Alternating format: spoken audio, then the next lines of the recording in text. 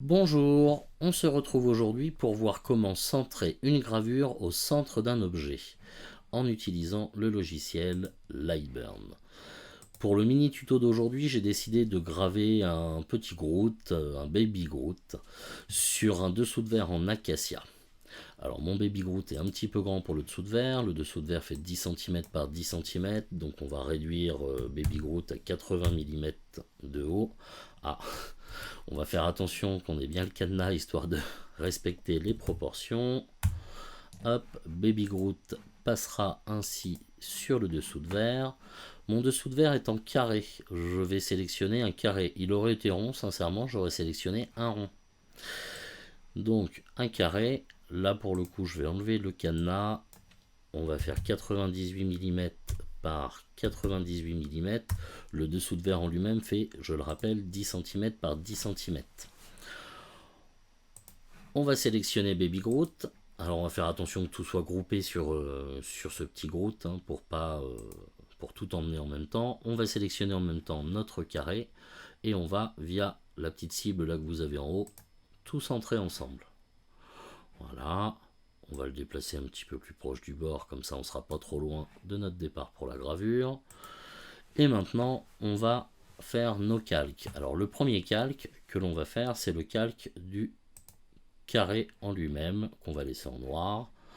Et Baby Groot, on va le faire en bleu. Sur notre premier calque, on va se régler en ligne. On va se régler en 1000, en vitesse. En revanche, en puissance, on va sélectionner 2. Et en nombre de passages, alors moi j'en fais 3, mais vous pouvez en faire 4, 5, 6, autant que vous en avez besoin en réalité pour pouvoir cadrer et centrer le support sur lequel vous allez graver. Bon, sincèrement, avec 3, quand on prend l'habitude, on a même des fois un de trop.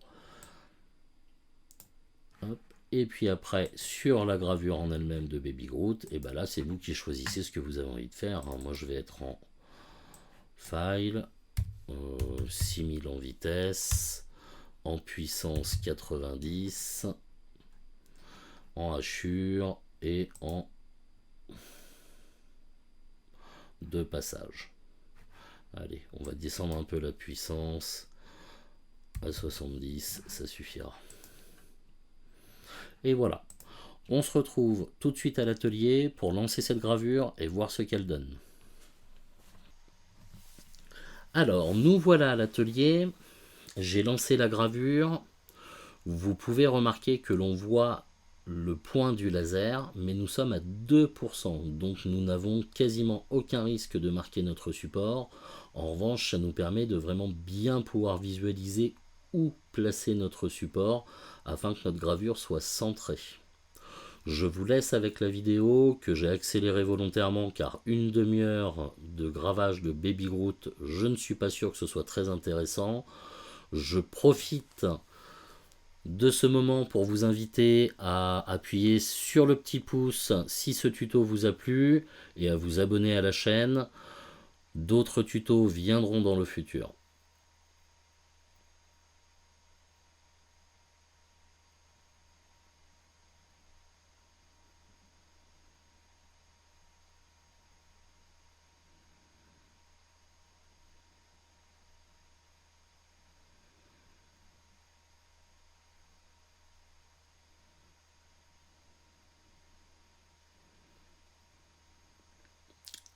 Alors, on se retrouve à la fin de cette gravure. Baby Groot est-il centré? On va le savoir tout de suite.